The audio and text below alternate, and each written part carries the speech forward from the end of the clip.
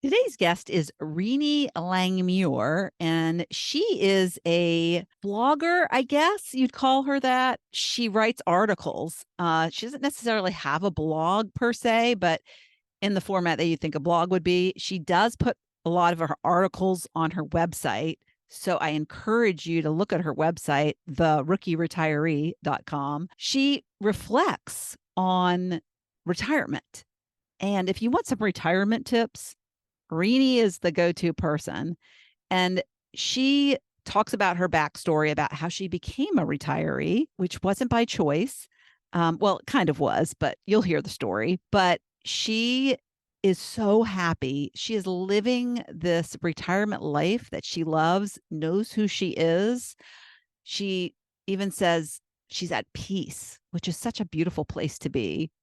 And she talks about, and I think that's why this topic is so important and why I wanted to bring her on here, because I read one of her articles and she has opinions on a lot of things.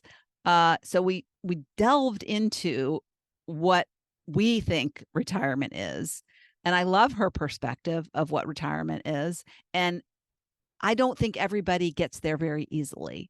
And so I think her tips on how to get there are really helpful and will be useful if you're somebody who's considering retirement,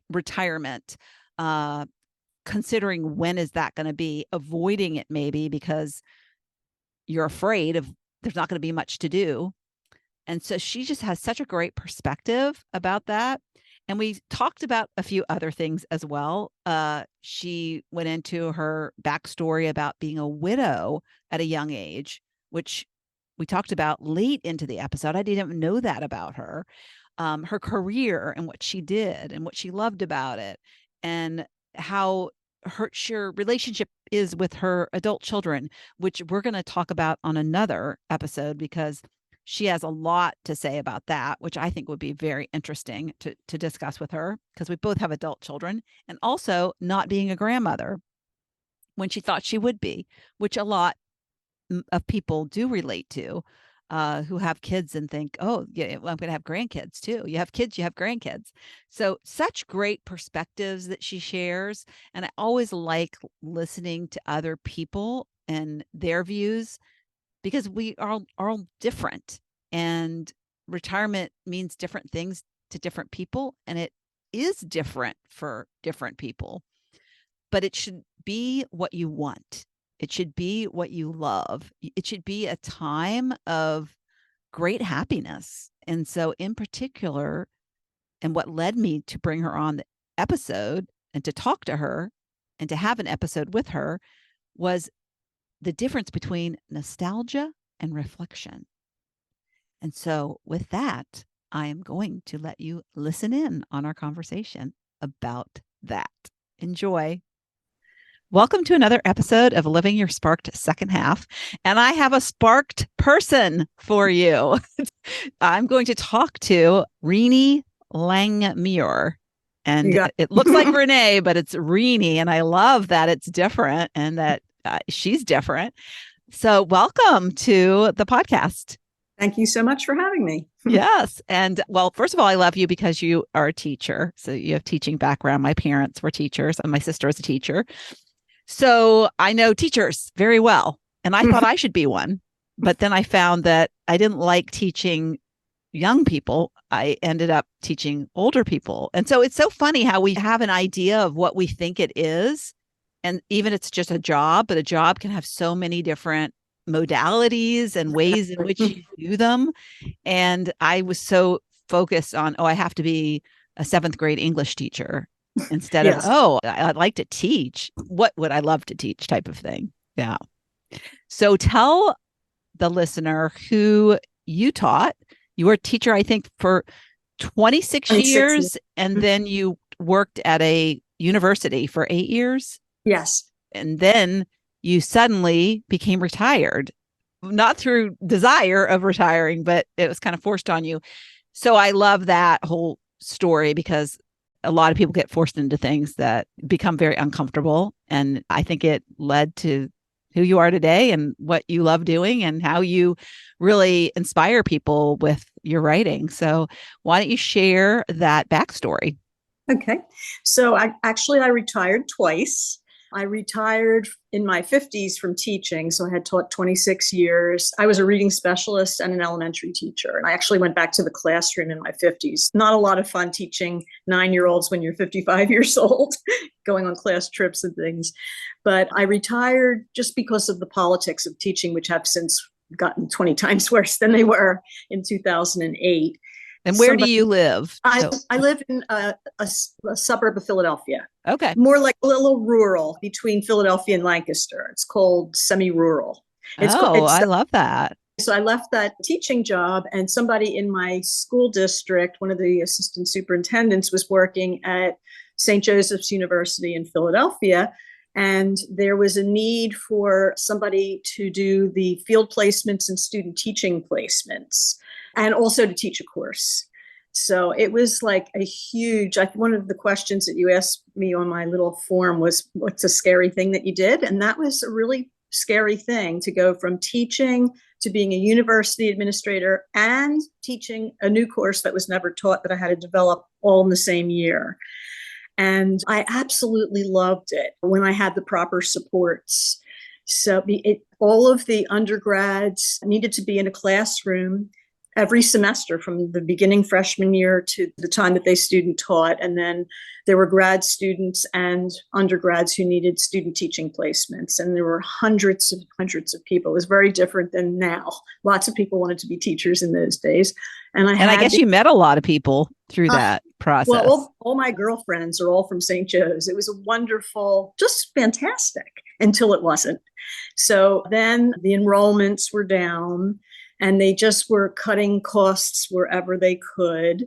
And they were expanding their online program. And I had a colleague who did the online folks placements, and they decided to save money and get rid of her. And I told them that it really wasn't feasible for one person to do all the on-campus and online field placements. Plus, I had to do all the transportation, because it's a Jesuit school, and because they had that Jesuit mission, they went to schools in really dicey urban areas. So I was also in charge of hiring drivers, the scheduling and all that stuff. And I said, it's like really impossible to have one person do the online folks too. And they didn't listen. And then there was just one day, one of the special ed teachers needed 40 autistic support classrooms. And I had 38 of them. And there were a couple in the works, and she went crazy on me. And there was some friction with another faculty member. And I had been feeling really sick, like all the physical symptoms, not being able to sleep, shaking. And I just left, and I never went back. Oh, so it was your doing. Yeah, I just left. This woman screaming at me. It was so hard to get 38 autistic support classroom, and a faculty member was screaming at me. Oh, and then good for you. And I didn't have a good assistant. There was an assistant. Nowadays, they use the word gaslighting. It's common, but when it was happening, he was gaslighting me and telling it was just a very bad situation and nobody would believe me. So it all kind of came together. And my daughter was getting married in 5 months also. And she was so angry at me because I wasn't available. So I just left. Yeah, good for you. Because I think you would have really had some health crisis if you hadn't. I did. I mean, I literally went right to the doctor, and I needed like stomach medicine, anti-anxiety stuff. And then she wrote me a note, and I was turning 65 in June so I could get Medicare. And that was the big thing, because my husband has his own business. So I was working for the medical benefits. I got a leave until the Medicare kicked in, which was perfect. That's good. Yeah. Isn't it funny? We stay in these situations for the insurance or the stock. We have these golden handcuffs in some cases, or like I know one of my daughters isn't really happy in her job. She works for a big company, and she won't be fully vested in the summer. So and yet she's miserable, and she's having panic attacks. That was me. Yeah. I mean, I have this husband he sells historical photographs and historical documents, and we needed this regular income. So that was me. Yeah. But it all worked out. I know. So I met you because I read an article that you had written, and it was this perspective, and that I always love reading and getting different perspectives. And that sounds like that's what you did. You went on this mission to learn for yourself as you navigated this new world. And then you wrote about it and turned those into articles. And now you're helping other people. So let's talk first about what your article that I read said and how I love it so much. And I agree 100% with it. So can you speak to that article? Right. Well, that article, there's always like an inspiration in my life for all of it. And by the way, all of the things, the initial things that I wrote were supposed to be a book. And I spent a lot of time trying to get it. But you know how the publishing business is these days. And even though I spent a lot of time trying to get it published and even thought about getting it self-published, I'm so glad that it didn't work out, because I really love the immediacy of writing for the internet. And I really love the opportunity for interaction with all the readers. It just could not be any better. And I'm not doing this to earn a living. So if I was doing it to earn a living, it would be a different story. Yeah. But the article that you liked was called Looking Backwards, Nostalgia or Reflection. And it was inspired by my husband and his dissatisfaction with his friends. My husband's not my first husband, and he's an incredibly interesting iconoclast. And I cannot stand his friends. I hope none of their wives are watching.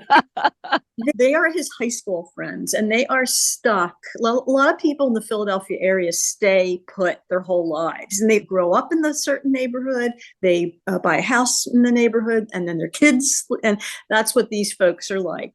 And every time my husband gets together with them, he's always complaining how boring they are. And it's all they care. They have a shared love of music.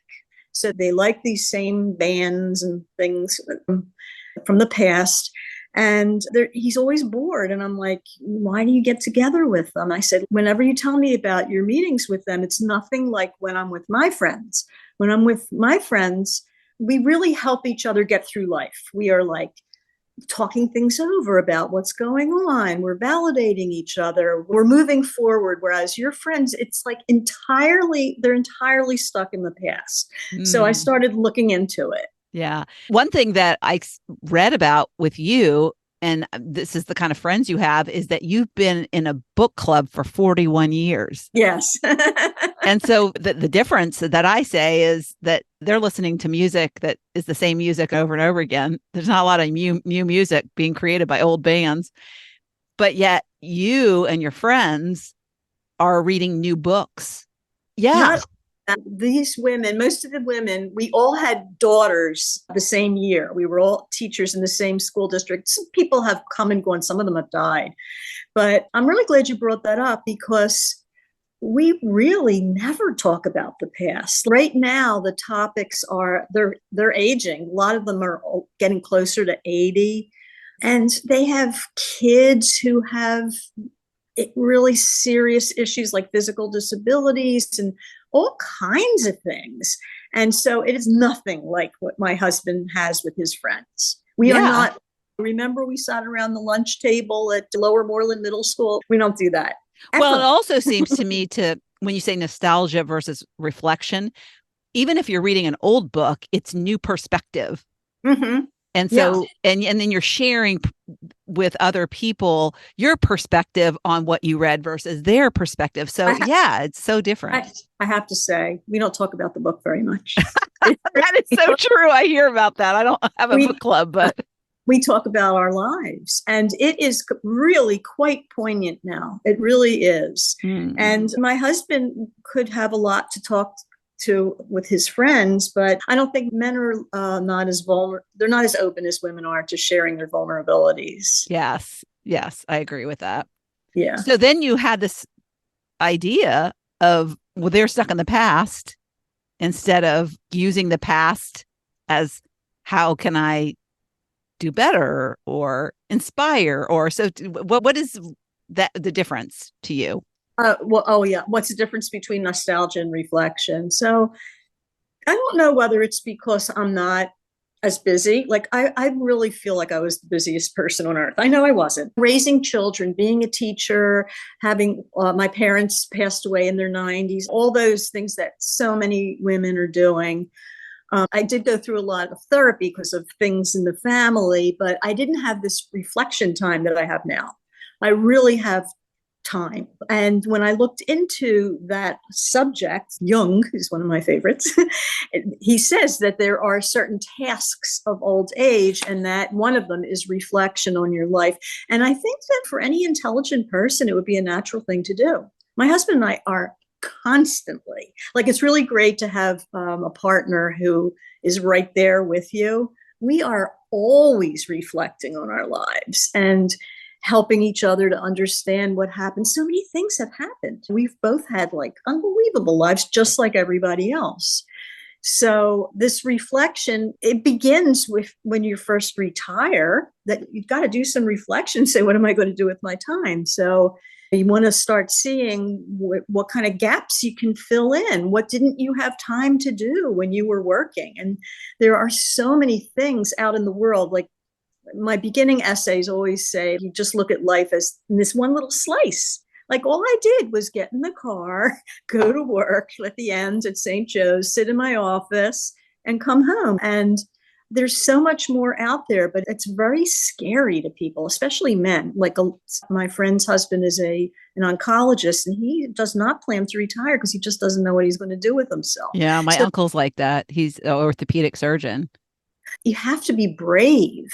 Mm-hmm. And you have to give it time. So I think you have to have a practice where you take regular time to reflect. And that's what I do every morning, like, for sure. Yeah. And I was so lucky, like, things come to you serendipitously. I don't know what I meant to be. I don't even want to pass judgment on that. But there's a book sale at the local high school where I always find the book that changes my life. And it was a book of readings. And morning meditation readings that I just, as soon as I finished the book, I started all over again. And that book has really changed my life. And there's a lot of really inspirational stuff out there. So that's part of you need the time and space. You have to make it a priority. And it's really good to have someone in the house you can run your ideas by and get some feedback too. That is like fantastic. Yeah. I love how you started by talking about how busy you were. Because I think busyness is a killer. It is a killer to any ability to reflect. Exactly. And I think I used to use busyness as like a shield, because I didn't want to reflect, because then I would realize that I wasn't happy in my life. And so I think that is a protection mechanism for some.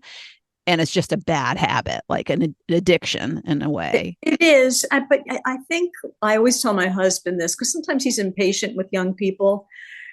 It's the natural order of things when you're young to be busy. It just is. Like, if somebody wanted to meditate in the morning, that would be really rare that they would take time to do that. It's sort of like a hallmark of older age, when it's just natural to have time to do it and to reflect back on all the things that have happened to you. Yeah. So nostalgia to you is, my interpretation of it is almost a yearning to go back to the way things were, which is not being present with where you are now. Right. And I pulled the essay out because I knew you were going to talk about some things. And the Greek meaning means a return to suffering, which is really kind of shocking. Nostos means return, and algos means suffering. So, like, we think of nostalgia as such a positive thing, but really, obviously, the Greek philosophers, they knew if you keep looking backwards, there's a lot of bad stuff back there. So, yeah. Nostalgia comes like wispiness of, but yeah, you get stuck in it, and then you're not present when you're like that.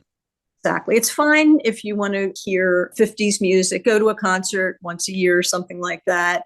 But there's just as much bad stuff back there as there is good stuff. Yeah. I never knew that nostalgia had a negative connotation ever until I did the research. Yeah. It's funny. I just had this crazy thought. When I was quiet and did have time to reflect, a lot of times it was when I would dream at night.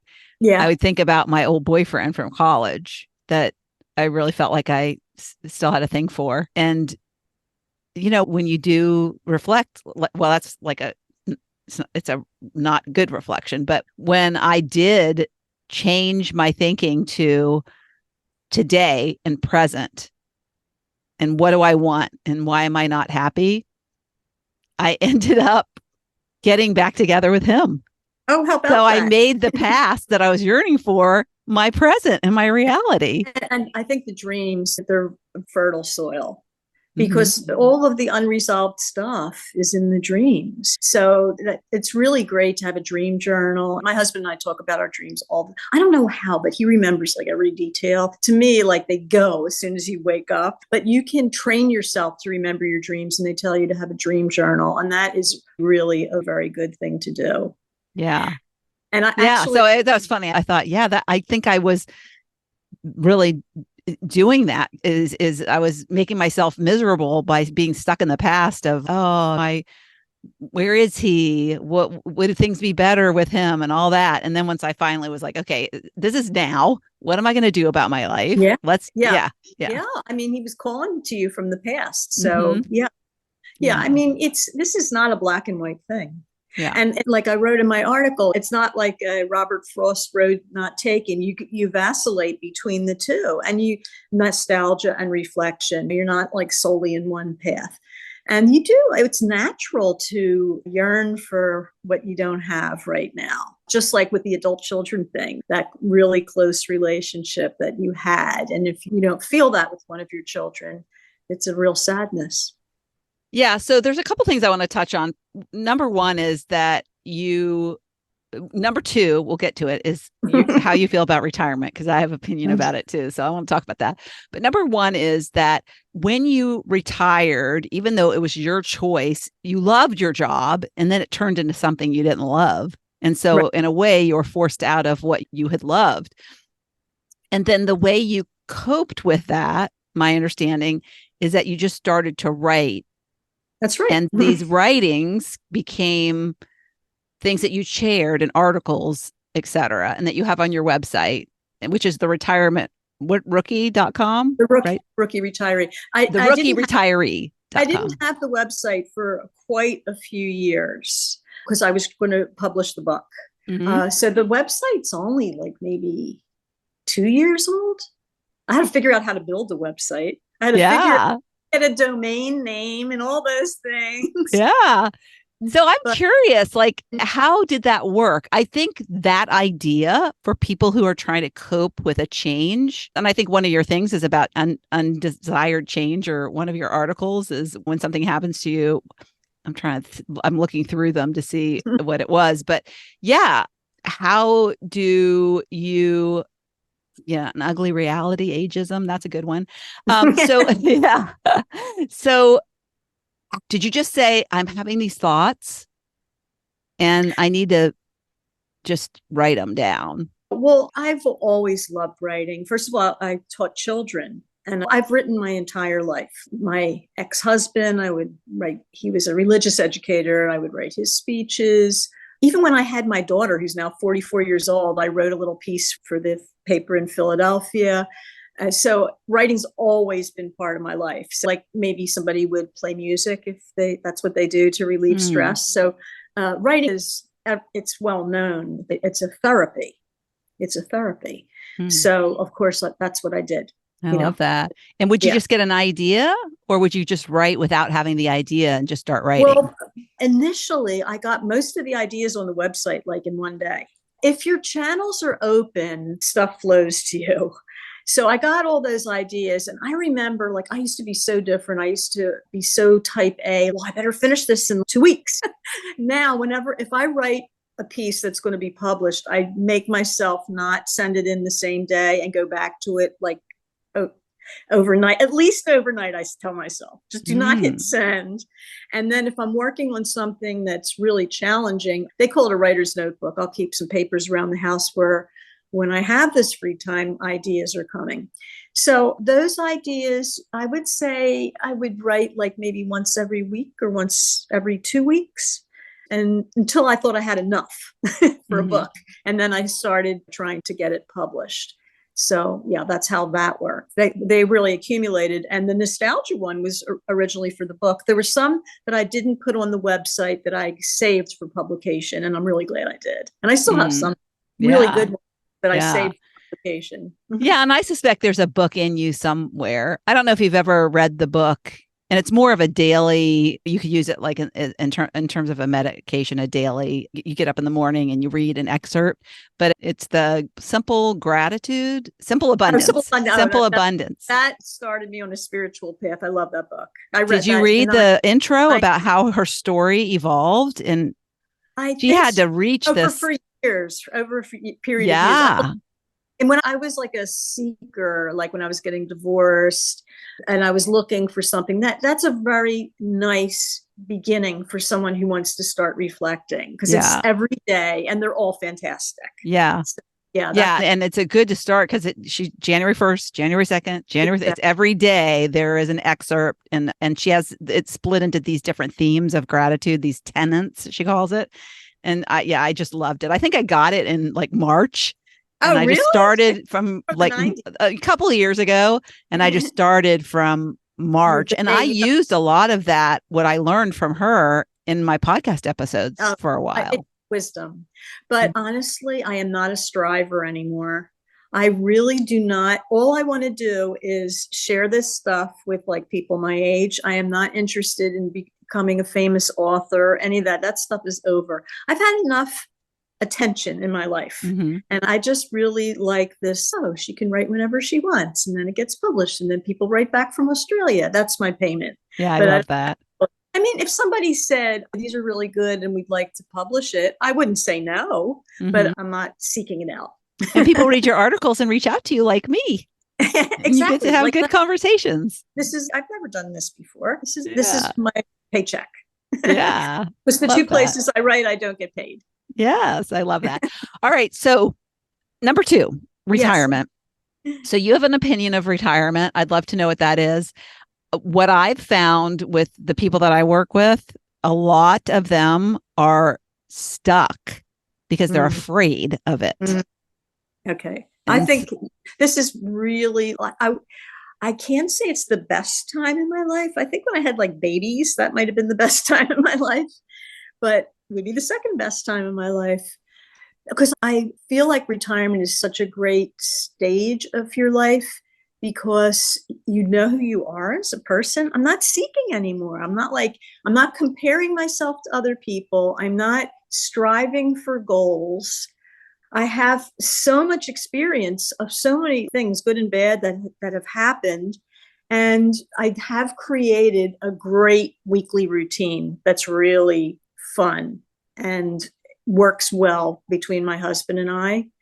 And I have peace. And my kids, which drove me crazy for so many years, I would say like a real key thing for me personally, because everybody has such different circumstances. You can't really paint retirement with the same brush. It is completely different for every person. One of the biggest sadness in my life is that I always felt like the relatives around me didn't want to be as close as I wanted them to be, or other people wanted too much from me. There was never like this balance. It was just work. All the people around me were work.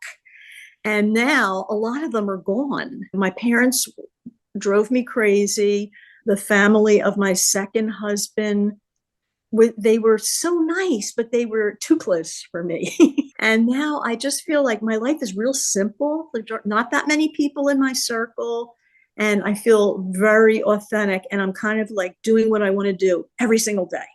And that's great. And I don't have to, I was always the major breadwinner my whole life, because I was a widow when I was 29. Oh, wow. And yeah. Well, that changed everything. Did you have kids? I had a 20-month-old daughter. Yeah. So working was such a burden for me. I was always the major breadwinner and the one who had to get all the benefits. And the fact that I don't have to do that anymore and I have enough to live on is like the best. I'm not rich, but I have a really nice lifestyle and I don't have to worry about it. I've got my teacher's pension, which is guaranteed. That's nice. That's nice. Yeah, that's saving my mother because she's in assisted living. And if it weren't for that, because they didn't save any money. And saving too, you never know how much. I know. Is it ever enough? I could have been a private school teacher. I would have been much happier. But I knew that I needed that pension.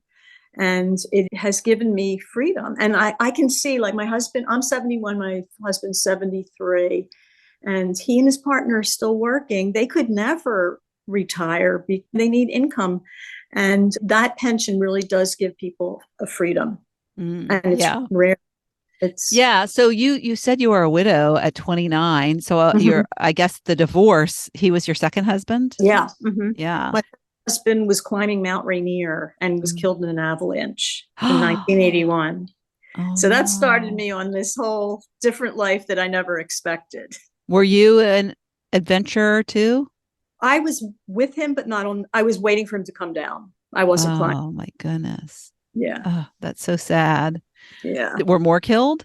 Yeah. It was the biggest, it still is the biggest mountaineering accident in US history. I can't remember how many, like 8 or so, something like that. Wow. Oh, Yeah, it was that's Mount Rainier in Washington State. So once that happened, that was the end of my youth. I was 29. And that's why I mm, say I worked so hard all the way through. And that's why I'm so happy to be retired. yeah. And so how long have you been married to your second husband and how'd you meet him? I love Okay. these stories. Oh, yeah, that's great. We have been together since 2006. So it'll be 2004. It'll be 20 years. Oh, And we met on Match.com oh, that's and amazing. fell in love immediately and have had such an amazing life. And you've He's lived locally to each other? I was living in a different suburb of Philly. He was living in the city. And so we met, and he moved in like maybe in 2 months. He's just a wonderful partner. How long were you single? Not that long. Maybe 2 years. Okay. Yeah. First Yeah. time, it's like the first time I was a widow, I was single for 2 years. And the second time when I was divorced, 2 years. Oh, No well, more husbands. No. no more husbands. No. Yeah. Yeah. I know. I think it's okay to be alone. If you're happy with yourself, there's There are, plenty of ways you can fill up your life. oh my And goodness. my mother-in-law, she had a horrible second husband. Her first one wasn't so great either, but it's for another day. But yeah, their second one was a minister and he was abusive to her. He was like not what you see on the pulpit, let me tell you. Right. And so he was not the father of her children. And so my husband and his brother actually went to her house at night and they escaped. They got her, like they took her away and she escaped. So it was not a good situation. Her life is so full and she has been on her own for 20 years now. She's the busiest person at 85 that I know. There are people around me, my husband's partner and my brother's a widower, and they don't want to. My brother has a wonderful girlfriend who actually bought a condo in the same building, but they call themselves living together but apart. And then my husband's partner, there are people that are just, their path is to be by themselves. My son's that way too, which kills me. But I know that he's really happy living alone. I want him to have a wife. I want him to have kids. But I just know from all my reflection that this is, maybe in this lifetime, this is what he has to learn. He has to learn to be on his own. I love how that reflection led you to that. Because as parents often and as friends, we want to change. We want for them what we want. Exactly. If you say, what's the biggest lesson you've learned? That's it. When it comes to your children and other people, that like step back. Everybody's so different. Let people follow their own path. And it was the hardest for me with my kids. It really was to let go. And I'm not like a helicopter mom by any means. My kids are like, they're just not very communicative with me. They're loving and everything, but I don't have what a lot of people have, like texting your daughter every 5 minutes.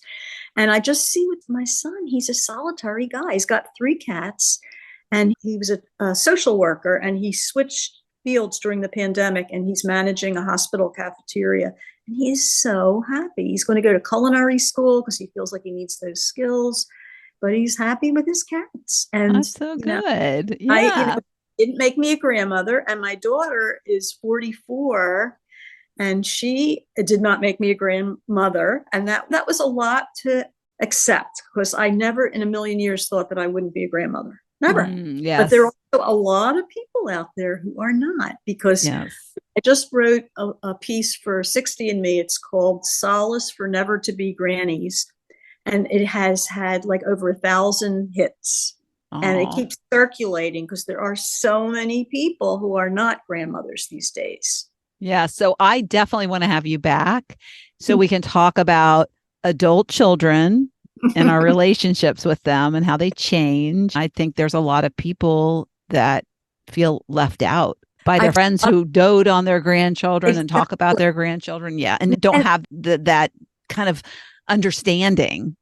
I think I've done a lot of research about that. So it's a generational thing. We were raised that we were going to be grandmothers. Probably when you were a little girl, you thought you would be a grandmother. But the reason why so many young people are not having kids is because the world has changed so much. Mhm. The climate change and how difficult it is to make a living. And then what about the pandemic where your kid was out of school for over a year? Like, how about that? Mm, You want to run out and have children? I don't think yeah. so. Yeah. So Yeah. yeah, it's a different world. It is. Yeah. And then there's the grandparents who end up losing their grandchildren through divorce. Somebody wrote to me because I've heard of people moving out someplace else to be with their grandkids, and I would do that, of course. And then the daughter got mad. There's this whole thing about estrangement. Yeah. And so she moved like 1,000 miles, and then like the daughter doesn't let her see the grandchildren. I mean, that is really sad. I didn't think about the ones through Yeah. divorce. Yeah. I have a friend and her son married somebody that lives, it's from a different country. And you have to be careful with that. And then she took them to Puerto Rico and Oh, and then she accused him of child molestation, which created the whole thing in the court system. hmm. And so he could only have initially supervised visits in Puerto Rico. So he kept having to travel down there. What sadness. And so just recently, he's been granted full custody and the kids have Oh, been moved to the States and she can't even see them because she's crazy. She's oh. been basically, they finally got psychologists involved and stuff and she's really crazy. So yeah, that's really sad because and then these kids are in the middle of everything and they're your grandkids and you can't influence it in any way really. Your hands are Yeah. tied. So back to retirement to close up the episode. So my opinion about retirement, and I love what you said, it's different for everybody. I think that's so important because it has to be customized to what your desires are. Exactly. And I think you're clearly very aligned and loving what your life is right now, which makes me so happy. So you're so inspiring. What I think what I'm trying to change the definition of retirement because what I see happening to people is that a lot of people use retirement as an escape. It's like the escape valve of I hate my life and when I retire, it's That. going Yeah. to be fixed. Oh, yeah. I'm going to be Everything's going to be able to do fixed. anything I want to do, right? Yeah. Yeah. Yeah. And I can do nothing. It's kind of like going to be fixed because I won't have to work. I won't have to do anything. Or the dream is if I could only quit and I could do nothing. And to me, you should start defining what you want. I don't think to be honest, I don't really think you can do that when you're that busy. Well, that's Like, true I when you're that really think busy. I did not give it one thought Mm-hmm. what I would be doing with my time when I was working because I was just really so busy. Yes. But one of the first essays on my website is that you have to make your first month or two off a retreat. And that's when you really do that thinking. And then Yes. I love find that it's really helpful. reflecting. Yeah. To add just one thing at a time. Yeah. So the first thing I did was I volunteered at a garden. There's a really big fancy garden around here, world class. And I volunteered there. That was my first thing. Or no, it was the animal. I feed goats. It was the goats. This is very rich in cultural institutions. So there's like a house museum that has goats and sheep. So I don't know why I even thought of it, but I just went on their website. I liked going to this place. It's called Winter Tour. And I thought, oh, I wonder if they have volunteer opportunities. That's what it was. And then I saw feed the goats. I go, that sounds like fun. So I did that. And then I really wanted to do the gardening. And it took a while because they didn't need volunteers, but I applied. And then, so it's like you add one thing at a time that you really want to do. And in the meantime, you have to start spreading out all the house chores. There's so many house chores, and you had them when you were working. So there's the shopping every week, there's the laundry, but you don't have to squeeze it in like on Sunday. You know what I mean? Yeah. I And love your perspective because I mean, you've lived it. And so I love that. What I'm hearing is take action. oh, you have Take to. action with a reflection time to have that, like you called it, a retreat, kind of a Yeah, in the solo. beginning. Yeah, I Yeah. love that. Love that. And then start to take action on what interests you.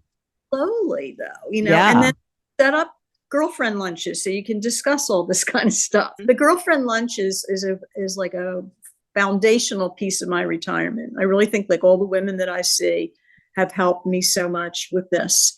And then I was just so happy to stop working. I was so tired. And Yeah. a lot of people Yeah. hear that many people that are really going to miss all the hours that they put in when they were in their 60s. Who's going to Yeah. miss that? No. But I do think that retire has the meaning of doing nothing. Yeah.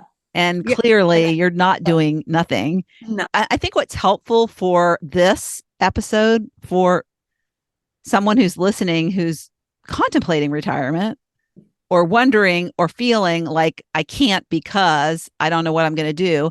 Oh, I don't The think whole idea of reflection, right. you can be busy, but a lot of people are busy and aren't aware that's keeping them from ideas. Exactly. And so they can start by this valuable insight you have of, all right, carve out some time to reflect.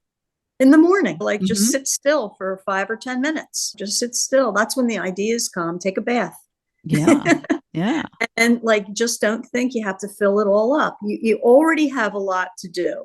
You've got all kinds of social connections. You're in a family, maybe you have to cook dinner every night. That stuff takes up a lot of time and you don't have to rush, which is really nice. Yeah. I find also a lot of my listeners are in that where they're caring for elderly parents as Oh, yeah. well. Oh, And yeah. that can be very much of a yeah. time constraint for Yeah. people. One of the essays I wrote recently was that I can't believe I'm so happy because since I retired, both of my parents died. They were in like one of those continuing care places. And I was like, had so much to do with their estate and visiting them. And it wasn't around the corner. My daughter got divorced and remarried. My son had an illness that was really serious that I had to help him through. There were just so many things that happened. So life is not going to stop just because you're retired. All these things are happening.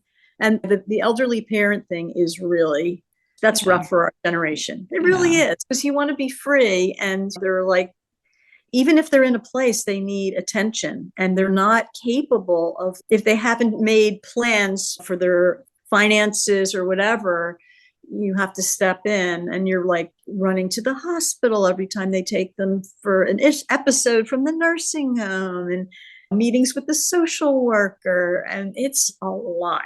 Yeah. So you got to reflect and say, well, what do I want this time? Because you can get sucked into that and just, some people feel like I have to go visit every day. And I think that I don't really think that's necessary. I don't think you have to really give up your whole life. Yeah. You can say, I'm going to reflect on what I want to do. And then I'm going to visit like once a week, 3 times a week, once a month, depending on how far it is. It's a very different stage of life and there's plenty going on. Yeah. One of the things I did to get over the guilt out of not visiting as often as I felt I should have was I got a medium and I connected with my father because my worst guilt was that what would my father think? Oh, wow. That gave me so much peace and so much comfort. And because so it was much, your mother, like he would have expected you to go more often, right? Yep. Oh, good. Whatever it takes to take away. Yes. And he gave her hell for letting herself get to the point she was at, which, because when he died, she checked out. And so you got to do what you need to do. But I think a lot of people make themselves miserable out of guilt. Yeah. I do have an essay on that. I just can't think of the title of it, but it's about like how to be sane with aging parents, something like that. I found like the best thing when I was researching, if only the older people would follow this advice. I found this woman, a professor in Texas, who had a piece that said that the children, not only the children, it's not just the children who have responsibility to the parents, have responsibility to the children. And, everybody should be sitting down and deciding things together. Because to me, it felt like these pronouncements of what they wanted, but then I had to implement it. And that is really unfair. And she just had some really good ideas about like how it should really go. Because I think most people just kind of let it go until there's a crisis. And that's when it's not good, because then people don't make decisions well. Yeah, that's definitely true. I can see that, where it's not necessarily a compromise. It's not decision, for me. It was a joint decision. Yeah, it's a reaction. Yeah. So I'm going to ask you one last question. And Yes. by the way, to check out her many useful, because clearly you've been writing about every topic, which I think is great. The retiree.com is her website, which we'll also put in the show notes. But this question was one that you actually asked me to ask you. So I'm going to close with it. Why is living as an older person actually much easier than living when younger? Okay. Because you're past the striving years and you know yourself better. And hopefully you can set boundaries. But probably the main thing is that there is so much less coming at you. I have such compassion for every young person because there's so much coming at them. And for people who are older, I used to put a sign on my refrigerator at the very beginning when I retired: less is expected of you. That's it. That's the key. Less is expected of me. Nobody really cares so much about me anymore. I mean, I have some wisdom to share. That's great. And I'm part of a family and I have friends, but there's nobody waiting for those student teachers to be placed. There's nobody waiting for me to teach fourth graders fractions. And there's less expected of you. You're not striving and you've got so much time, and it's a wonderful thing. Yeah, well, I think you are where you are because you spent so much time reflecting. It's because you talked so a lot much that are not there, right? There's so much positivity and peace in life when you reflect, because when you reflect, you learn more about who you are and what you love and what makes you happy.